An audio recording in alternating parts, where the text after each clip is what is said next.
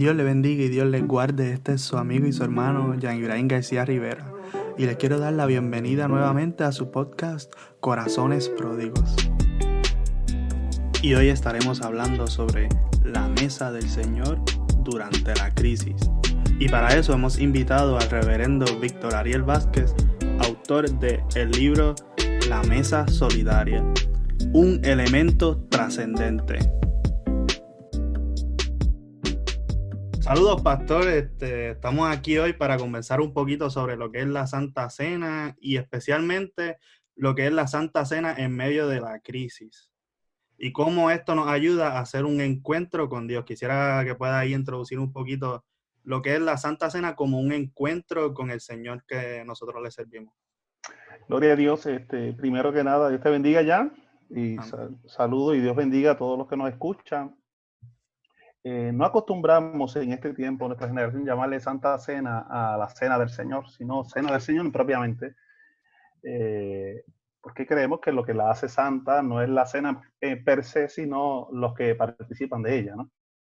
Pero es un pensamiento más postmoderno de nosotros acá, de entender que es la misma comida, que es la misma fracción del pan a la cual nosotros somos convocados a reunirnos como cuerpo.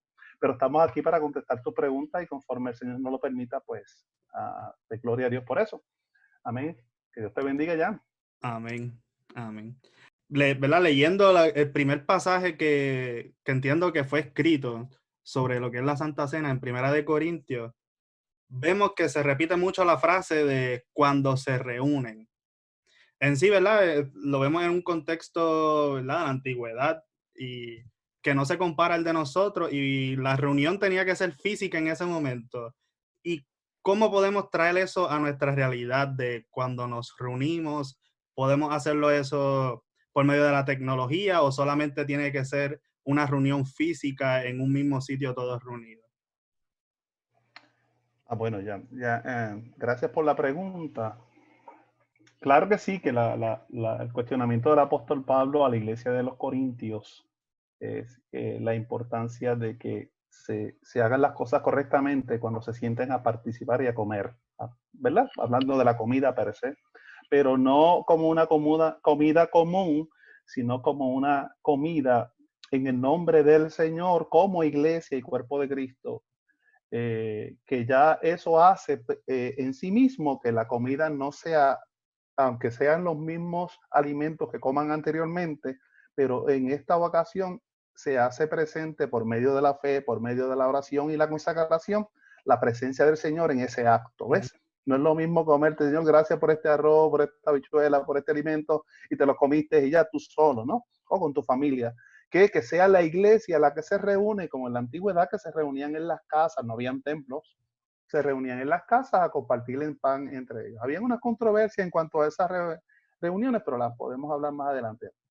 Ahora bien, la iglesia ha sido impactada en nuestras generaciones por primera vez con un acontecimiento como este. Por lo menos de mi conocimiento, nunca había ocurrido algo semejante. Sí que hay tormentas y hay que cerrar la iglesia una semana y aquellas que se cayeron tuvieron que cerrar y reinventarse. La iglesia ha tenido que reinventarse, quiéralo o no. Y las iglesias o los ministros que no quieran reinventarse, actualizarse a los tiempos, pues están destinadas a estancarse o a cerrarse, tristemente. Porque cómo vamos a pastorear o dejar, mejor dicho, dejar de pastorear a nuestras ovejas que tanto nos necesitan, al igual que nosotros necesitamos también la mano de Dios, pero la iglesia necesita esa intervención, ese pastoreo, ese acompañamiento, esa preocupación de los unos con los otros, como pasaba en el tiempo de la iglesia de Corintios, de la iglesia antigua. Ahora bien, el cuestionamiento de si es correcto o no, si se debe hacer eso presencialmente o no, pues como te dije al principio, la iglesia se reinventa y tiene que en comenzar a expandir el evangelio de una manera diferente. Como no nos podemos reunir, claramente está por la cuarentena que se nos ha impuesto, por nuestro bien precisamente de evitar el contagio del coronavirus, pues nosotros tenemos que usar la tecnología. ¿Cómo podemos utilizar la tecnología para oficiar la mesa desde mi casa y los otros en su casa? Pues convocando a la iglesia, anunciándoles que el domingo, por ejemplo, se va a celebrar la comunión y que cada uno tenga un pedacito de pan y tal vez un poquito de jugo para que de manera simbólica, porque la cena también hay un simbolismo envuelto y a la misma vez hay un ritual, pues entonces sigan los comandos, ¿verdad? Si lo puedo utilizar así, o las palabras consagratorias que el ministro le da desde su casa vía tecnología, por los medios que sean, inclusive los medios como que estamos utilizando tú y yo y que es el Zoom. Y así de esa manera recordamos, nos reintegramos y nos hacemos uno por medio del partimiento del pan, desde las casas hasta los confines de la tierra, porque todos los que se conecten, si es que lo haces por Facebook o si lo haces por Zoom, ya es un grupo más cerrado para algunas personas específicas. Amén. Amén. Wow, ahí abarcamos muchas cositas, ¿verdad? De que no podemos dejar la instrucción que Pablo le dio a la iglesia en ese tiempo, lo tenemos que contextualizar dependiendo lo que estamos ¿Cierto? viviendo, ¿verdad? Y ese es el rol que ustedes como pastores y las personas que siguen el mandato de Jesús de servir la mesa tienen que realizar en ese momento, ¿verdad? Sí, sí, claro, no con la misma frecuencia que acostumbramos los discípulos de Cristo, Claro. denominacionalmente hablando, que lo hacemos semanalmente, la mayoría nuestra, pero no lo vamos tal vez a hacer con la misma frecuencia, porque tampoco queremos trivializar ese acto tan sagrado, tan importante para nuestra hermandad.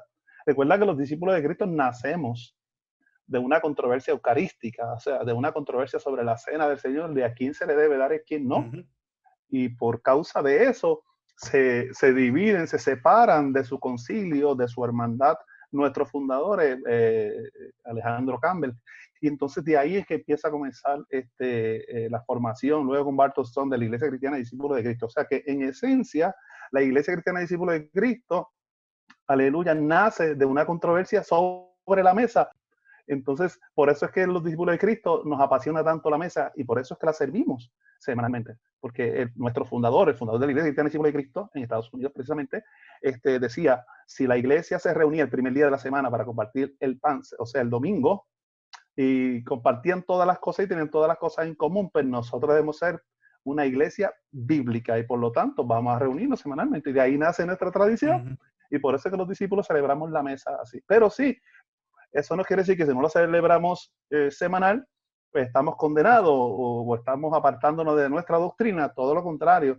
Hay su momento y hay su tiempo, porque aún así, si la celebramos semanal en la iglesia, conforme a cómo se educa la iglesia y la visión que tiene el ministro, también se puede trivializar, aunque se dé semanalmente. O sea, lo esencial aquí no es la rutina, las veces que se sirvan y los días que se sirva. Lo importante aquí, porque no queremos jugar a otras tradiciones religiosas tampoco, o de fe, lo que queremos es más bien que el corazón sea el correcto. Las intenciones de cada comensal, de cada persona que quiera participar, sea la correcta, porque si no, en vano participamos de la mesa y como decía el apóstol Pablo, este juicio comemos y bebemos para sí. Amén. Yo estaba leyendo durante estos días el Evangelio de Marcos y me pareció interesante que en esa lectura de la cena, Jesús ahí muestra que dice que no va a participar más de la cena hasta que sea otra vez al final, al final de los tiempos En el en el reino de reino de Dios. Dios. Y yo lo vi, ¿verdad? Como un poquito como algo más de esperanza, porque muchas veces nos enfocamos en lo que es recordar, ¿verdad? Porque claramente la Biblia nos dice que hacemos esto en memoria de Él, pero también hay un acto que apunta hacia el futuro. Y especialmente entiendo yo que en estos momentos de crisis como que brinda un poquito más de esperanza, porque, ¿verdad? En medio de esta fragilidad podemos mirar lo que será el cumplimiento del reino de Dios. No sé si puede abundar un poquito más. Claro que sí, los teólogos no se ponen de acuerdo, los estudiosos no se ponen de acuerdo si cuando Jesús pronunció esas palabras, que no la volveré a tomar o a comer hasta que se cumpla en el reino de Dios, es una implicación de que ni siquiera en esa cena él participó o que esa fuese la última vez que él iba a participar de la cena. La realidad es que Jesús siguió comiendo aún después de resucitado. Y, por ejemplo, cuando resucitó, hubo un momento dado que apareció en medio de los discípulos y le dijo, denme un pedazo de pescado de ese y un poquito de pan para comer con ustedes. Y más adelante se le aparece en la playa a los discípulos, y cuando los discípulos llegaron, él ya le tenía un picnic, ya le tenía pescadito preparado en una parrilla. Llegó a la piedra y a la leña en aquel lugar y les tenía preparados unos pececillos para ellos. Y él comió también. O sea, lo importante no es si Jesús dejó de comer o participó o no de esa cena, que yo entiendo que sí, porque tú no vas a ir a una reunión donde se da comida y no comer. Pues claro, él va a estar ahí. Aún así, el ambiente estaba un poquito difícil, porque los discípulos, Jesús le estaba anunciando que era la última vez que iba a comer, porque lo iban a entregar, lo iban a matar. O sea, presencialmente no iban a tener de ahí en adelante, eso sí podemos afirmarlo, una cena formal como esa. Cuando hablamos de una cena formal, estamos hablando de celebrar la Pascua, donde debían haber de alrededor de 12 personas o más para poder participar del cordero, de las hierbas amargas y del pan sin levadura, y todo ese tipo de cosas que tradicionalmente los judíos hacían. Pero lo maravilloso de esto es que Jesús le da un elemento de esperanza y le dice, no la comeré más hasta que se cumpla en el reino de Dios. Y quiere decir que en el reino de Dios va a haber una reunión maravillosa con todos los redimidos, con todos los salvos, donde el profeta Isaías lo recalca en el capítulo 25, donde dice que habrá un banquete para todas las naciones, para todos los lavados por la sangre del Cordero de Jesucristo, que estaremos allí en el cielo. Precisamente ya en el próximo libro que sale, espero que salga a finales de este año, principio del otro, 7 maneras de celebrar la cena del Señor, el último capítulo va a ser la cena del Señor en el reino de Dios. Así que todo el que me esté escuchando tiene que adquirir ese otro libro, porque vamos a hablar precisamente de 7 maneras de celebrar la cena del Señor, y uno de esos capítulos es la cena del Señor, la celebración de la cena en el reino de Dios. Así, hay una promesa, y yo te pregunto a ti, Jan, metafóricamente hablando, y a todos los que me escuchan, todas las promesas que Jesús hizo, las cumplió. Porque Jesús no es hombre para mentir, ni hijo de hombre para arrepentirse. Amén. Siempre que él prometía, lo cumplía, y prometió que va a haber una mesa, y nosotros tenemos que en fe creerlo que así será. Habrá banquete en el cielo, aleluya. Amén. Claro que sí. Amén. Eso, ¿verdad? Estábamos hablando de lo que sería en el reino, en el futuro, y yo mencioné ese pasaje de Marcos no porque él dejó de comer, porque como usted mencionó, muchas veces Jesús siempre era fiestero y le gustaba comer y beber en donde quiera que se metía, pero como que levantaba un poquito de esperanza, especialmente a esa, no sé si decirlo como población o personas, ¿verdad?, que lo seguían, sus seguidores, porque ellos estaban en unos contextos bien difíciles que quizás a nosotros se nos hace bien difícil solamente al darle una lectura superficial a la Biblia, que ellos eran perseguidos, ellos eran marginados porque creían en un Mesías que otras personas no creían, que los tildaban quizás de que no eran racionales. Mira, si esa persona no puede ser el que estamos esperando, si es diferente a todas las características que tenemos. Y también entiendo yo que ese elemento de cómo él compartía con ellos y le levantaba una esperanza por medio del Espíritu Santo en su corazón, ellos sí podían entender un poquito más a plenitud lo que estaba ocurriendo en esa mesa y lo que iba a ocurrir en esa mesa futura. No sé si se entendió lo que dije.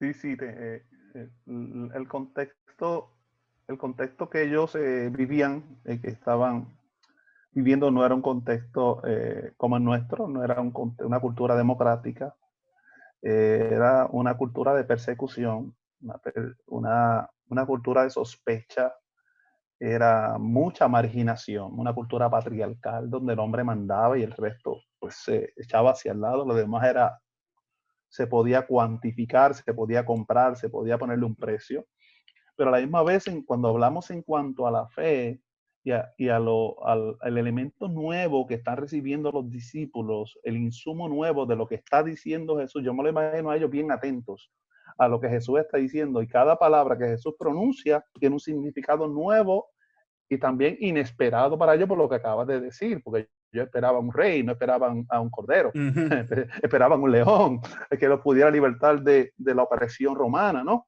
Y los libertara de ese yugo. Sin embargo, tenemos uno aquí que dice que mañana me van a matar.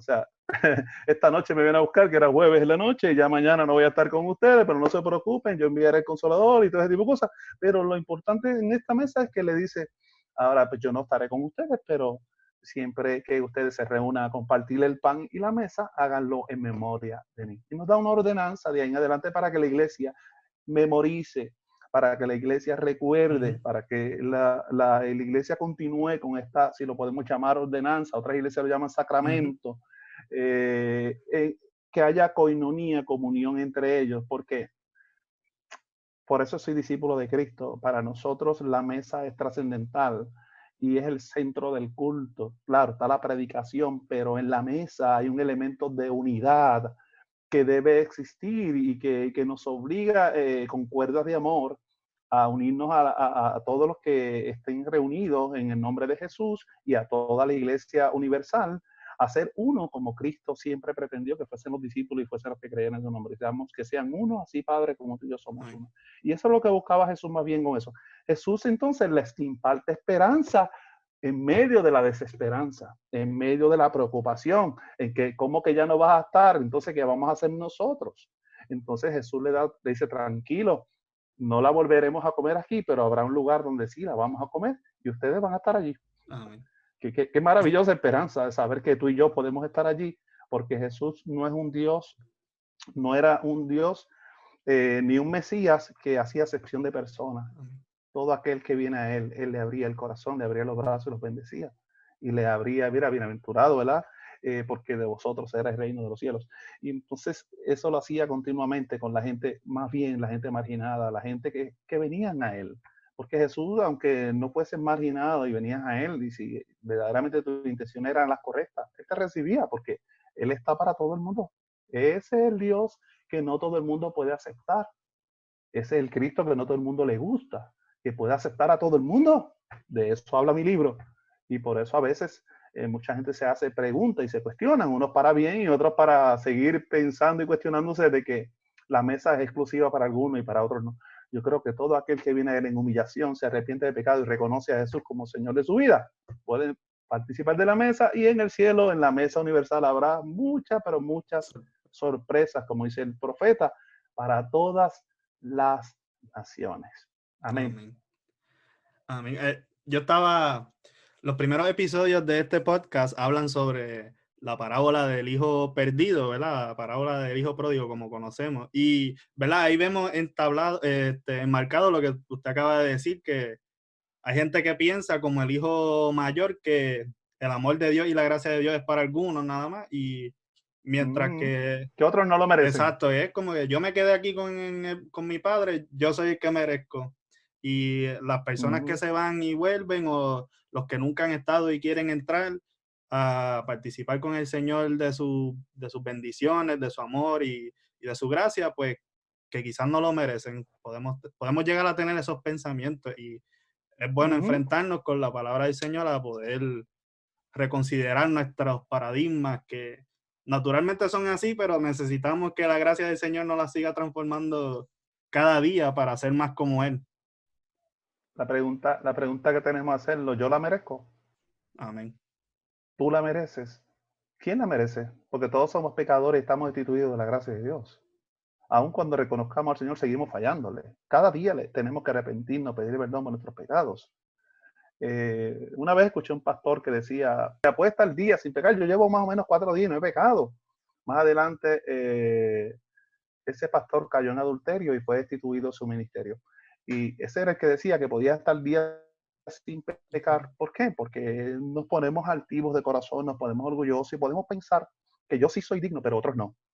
Y entonces hacemos asesión de personas, que es todo lo contrario a lo que hizo Jesús, y ahí entramos en juicio, y el juicio no nos corresponde a nosotros, porque Dios no mira lo que mira el hombre, Dios mira, o el ser humano, Dios mira lo que hay en el corazón, y eso es lo que a Dios verdaderamente le importa, lo que hay en el corazón de la gente. Amén. Amén. So, en resumen, podemos ver lo que es la Santa Cena. La cena del Señor. O la Cena del Señor, vamos a cambiar ese vocabulario. La Cena del Señor como ese momento en el que, no solamente en ese momento, pero funciona como un encuentro con Él, de recibir su gracia. Cierto. y, Y y de merecida poder por participar. demás. La Exacto, recibimos. y podemos, en la cual todos nos unimos como uno en Ujú, Cristo ujú. universalmente con, con los creyentes pasados y quizás futuros y podemos participar todos juntos en Claro esa que sí. mesa con Él. Lo que nos garantiza un lugar en la mesa del Señor, primero que nada, es recibir a Cristo en el corazón, por supuesto. Porque si no crees en Amén. Cristo, pues no creas que va a entrar a su reino. Porque la salvación viene por Cristo y a través de Cristo. De que murió en la cruz y que resucitó de los muertos. Esa es la fe de la persona. No dice eso, no estoy diciendo que tienes que nación o concilio. Estamos hablando de personas, Ujú, claro, es importante congregarse, es otro tema, pero lo que nos hace ser miembros o poder tener siquiera la esperanza, porque el apóstol Pablo dice, si con dificultad nosotros los que tenemos a Cristo nos podríamos salvar, ¿qué sería de los que no creen? ¿No? Entonces, nos da esperanza de saber que aunque no pertenezcas a una hermandad, pero sí estás buscando a Cristo, no estoy auspiciando que no te congregues, es importante congregarte, porque al congregarnos nos alimentamos de la palabra y dice la Biblia, habrá un rebaño y habrá un pastor, no hay nómadas cristianos, Dios no nos hizo solos, Dios nos hizo en comunidad, no es bueno que el hombre esté solo, hay una comunidad. Tiene que estar Dios, tiene que ujú, estar la mujer, tiene que estar los hijos, tiene que estar Dios en medio de esa comunidad y Dios es comunidad, Dios es Padre, Hijo, Espíritu Santo. Y entonces la amén. esperanza de la iglesia es esa, de que podamos ser como Cristo mientras estemos en vida aquí. Cuando nosotros segregamos y ponemos límite a la mesa por nuestras concepciones, tal vez por nuestras tradiciones, que yo las respeto, pero debemos como que reevaluar eso a la luz de lo que hacía Cristo. Mira lo que hacía Jesús. Jesús vino, comía con pecadores, con prostitutas, con publicanos, y por eso lo tildaron de bogachón y comelón. Por yo decir esto, muchos me tirarían a la hoguera. A Jesús también lo querían tirar a la hoguera y me pueden tildar pues, de religioso, de fanático, de no tener una concepción de lo que es la teología en la historia de la iglesia. Pero es que yo prefiero, como nuestros fundadores, aleluya, hacer lo que Cristo hacía, más que otras tradiciones que nosotros podamos entender como correctas versus las otras que tendamos. Porque si crees que la tuya es la correcta, tendrías que pensar que la otra tal vez no lo es. Y ahí entra un Ujú, cuestionamiento y dejamos de ser uno.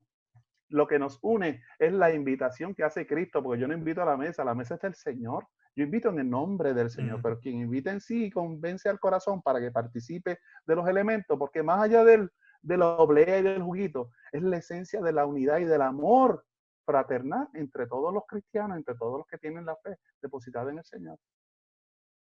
Amén. amén. Amén. Este, para todos los que nos están escuchando, esta discusión está basada en el libro del pastor Víctor Vázquez que se llama La Mesa Solidaria, un elemento trascendente.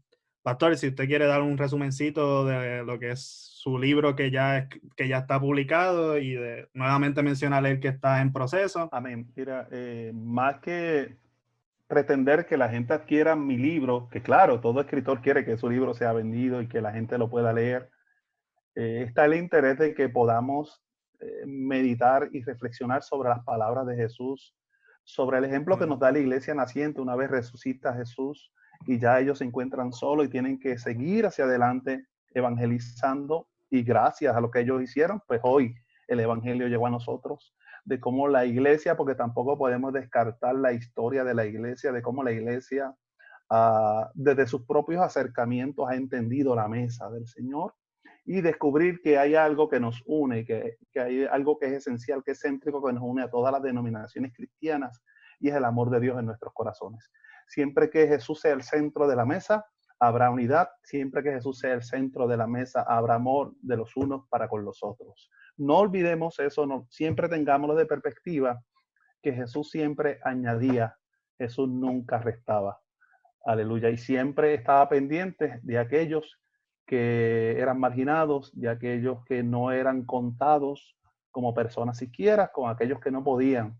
Ese era su especial tesoro y a esa gente especialmente fue a la que Jesús le dio su atención. ¿No crees que si Jesús como paradigma o mejor dicho como modelo nos dio ese modelaje, entonces no debíamos seguirlo nosotros cuando nuestra meta es parecernos a Cristo y ser semejantes a Él? Yo invito a todos los que nos escuchan a que remeditemos nuestra teología y analicemos lo que dice la Escritura con profundidad y con seriedad. El apóstol Pablo se queja de la iglesia de Corintios porque unos comían adelante, uno y otros se quedaban marginados, unos se emborrachaban y se comían lo mejor y los otros se comían las sobras y sobraba. Esa no es la iglesia. Esa no es la iglesia del Señor. La iglesia del Señor es una iglesia que se espera, que participa como familia y donde todos los que somos prosperados versus los que no hemos sido prosperados económicamente o no tenemos los bienes que unos tienen, pero todos somos uno en Cristo y eso no lo podemos olvidar ni pasar por alto. Prontamente saldrá mi próximo libro, bueno, sale uno antes que es Caricias del Cielo, que es Reflexiones para Mujeres, edición especial, es un libro tipo journal donde las mujeres van a leer reflexiones, pueden dibujar y pueden escribir lo que sienten o cómo el Espíritu les ministra cada vez que lean una reflexión, pero en cuanto a este tema de la mesa, viene un libro nuevo ya para finales de este año, porque Dios lo puso así en el corazón nuestro, se va a llamar 7 maneras de celebrar la cena del Señor. El primer capítulo será la cena del Señor en el culto, con los enfermos el segundo, con la niñez, ese capítulo está muy, pero muy interesante, la cena del Señor y la niñez en el capítulo 3, con los extranjeros, con los presos, como acción social y misionera, y el último capítulo, la cena del Señor en el reino de Dios. Será un libro sumamente interesante. Si el primero estuvo muy, pero muy interesante y además de que es un libro teológico, de profundidad teológica y bien documentado, editado por el doctor Ediberto López, profesor de Biblia y Seminario Evangélico. Este segundo libro toca unos elementos y unas fibras que no he visto ni he encontrado en ningún otro libro. Eso lo hace único para la gloria de Dios y Dios lo depositó en este siervo, en su hijo, para Víctor Ariel Vázquez, pastor de la Iglesia de Discípulos de Cristo en Palmarito, Corozal, para que lo escribiera y que usted también lo pudiera tener y lo atesore como un tesoro para muchos años, Qué gran privilegio y qué bonito fue poder hablar con el reverendo Víctor Ariel Vázquez sobre lo que es la Cena del Señor, especialmente en estos tiempos de crisis y cómo nos une en esa experiencia con Él. Aunque la dinámica fue un poquito diferente, yo espero que les haya agradado y les haya gustado esta diversificación de lo que es nuestro podcast y que les haya disfrutado y que haya sido de bendición para su vida.